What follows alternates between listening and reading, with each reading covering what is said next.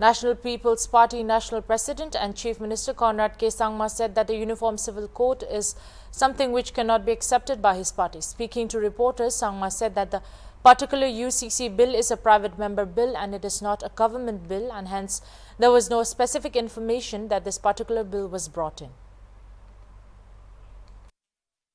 The bill is a private member's bill. It's not a government bill, number one. And hence there was no specific information that this particular bill was being brought in was there because it was a private member's bill. So private member's bill can come up and it has come up. So that's number one. So it's not a government bill, it's a private member's bill. Number two, the Uniform Civil Code and the kind of approach that is there to the Uniform Civil Code will very, very extremely and in a very negative manner impact the culture and the way of life of the tribes of the Northeast and the culture of the Northeast, and especially among the matrilineal tribes, especially in the state of Meghalaya. So therefore, for us as a party, I don't want to say as a government right now, but I'm speaking as a political party, we are very clear that Universal Civil Code is something that cannot be accepted by the National People's Party.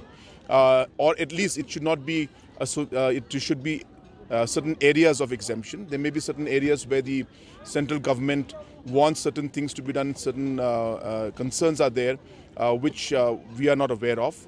But anything that happens should not affect the culture and the way of life of the people of Meghalaya.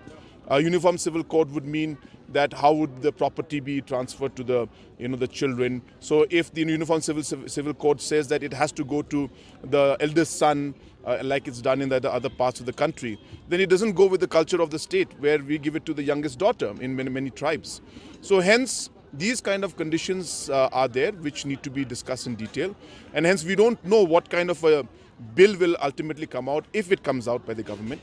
So we cannot say right now without seeing the actual bill that government will come out with. This is just a private member's bill.